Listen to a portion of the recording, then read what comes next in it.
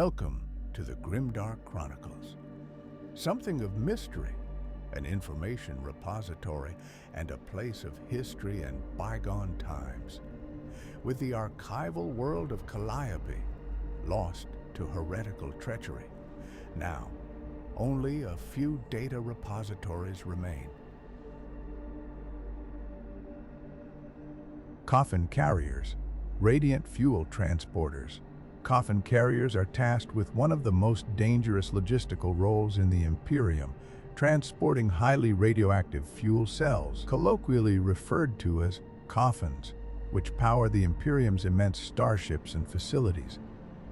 The nickname coffin is both literal and symbolic, as handling these fuel cells is often a death sentence for those assigned to this duty. The environments where coffin carriers operate are harsh and lethal. The fuel cells emit high levels of radiation, and the carriers often work in poorly ventilated, irradiated spaces deep within starships or manufactorums. Protective gear is typically minimal or entirely absent, as the workers are considered expendable.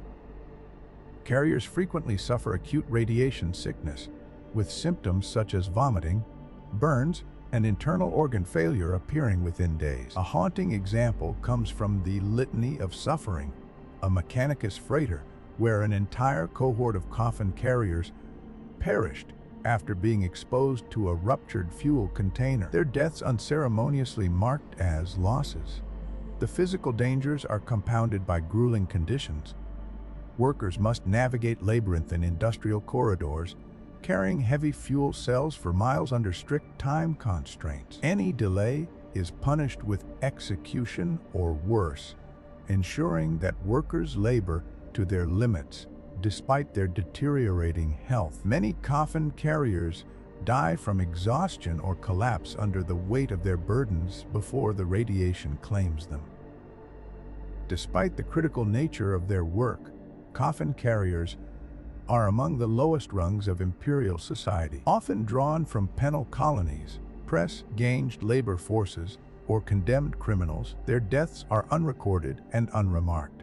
Yet, without them, the Imperium's massive void ships, orbital platforms, and hive cities would grind to a halt. Their sacrifices remain a sobering reminder of the Imperium's callous exploitation of human life. Penitent engine pilots.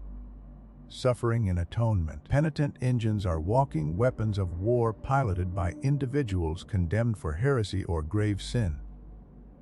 Unlike other forms of punishment, the role of a penitent engine pilot is intended as both penance and execution. The condemned are fused to the machine's frame, their bodies permanently grafted to its mechanisms.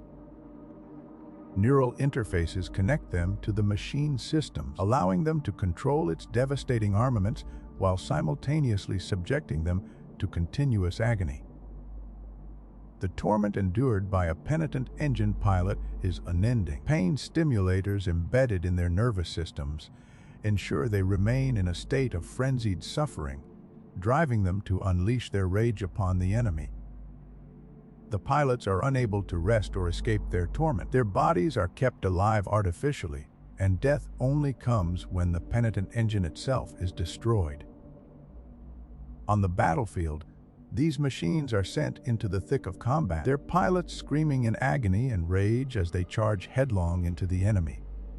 A well-documented example comes from the Siege of Karav, where a squadron of penitent engines turned the tide against Chaos forces, though none survived the battle. The psychological degradation of the pilots is equally harrowing. Stripped of autonomy, they exist in a liminal state where they are simultaneously human and machine. Many lose their sanity entirely, their minds shattered by the unrelenting pain and the knowledge that they are doomed to die as expendable weapons. However, for some, the agony is seen as a path to redemption, their suffering an offering to the Emperor to atone for their sins. The penitent engine is a brutal manifestation of the Imperium's philosophy that redemption must be earned through suffering. It serves as a grim deterrent to heresy and a powerful weapon of war, but at the cost of the humanity of those condemned to pilot it. Sanctioned psychers. The warp untouched warriors. Sanctioned psychers are humans with psychic abilities who have been deemed stable enough to serve the Imperium.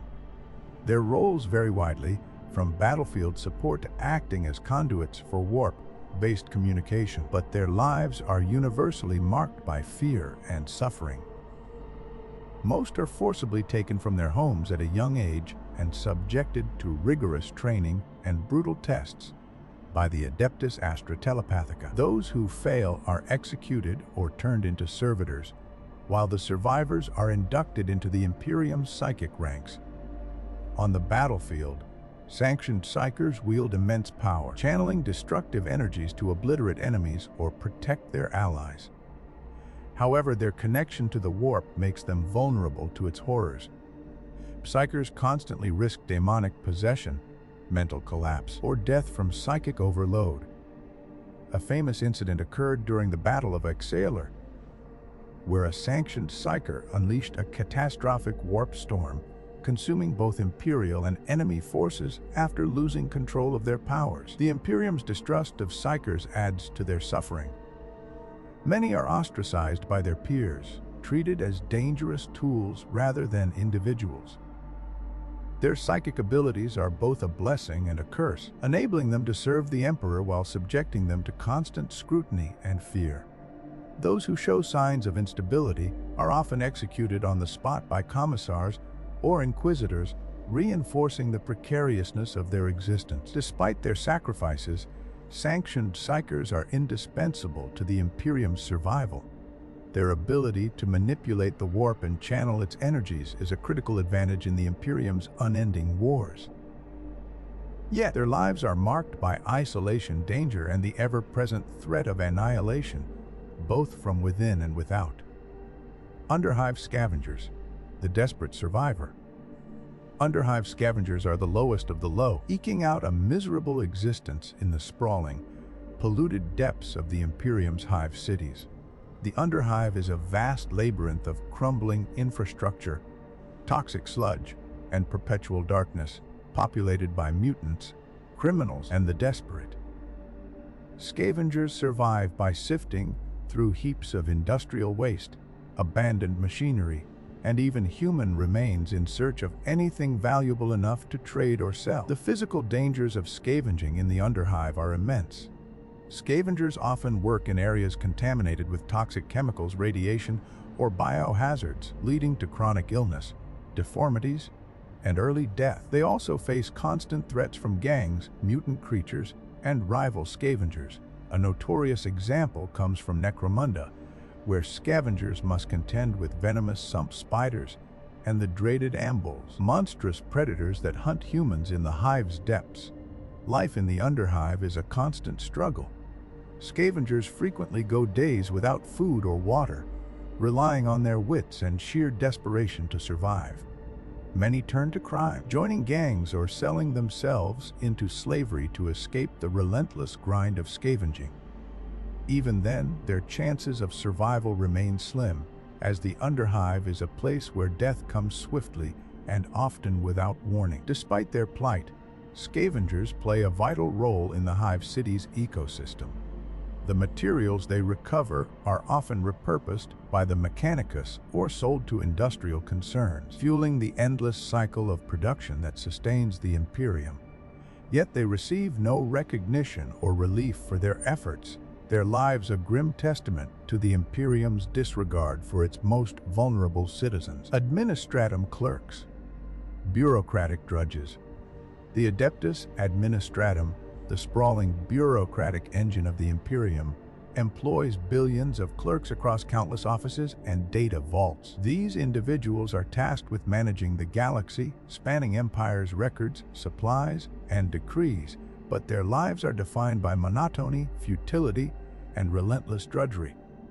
Most clerks are born into their roles, inheriting positions within the Administratum as if it were a hereditary curse. The work is mind-numbingly repetitive. Clerks spend decades transcribing ancient documents, cross-referencing outdated records, or updating supply manifests that may take centuries to reach their destinations.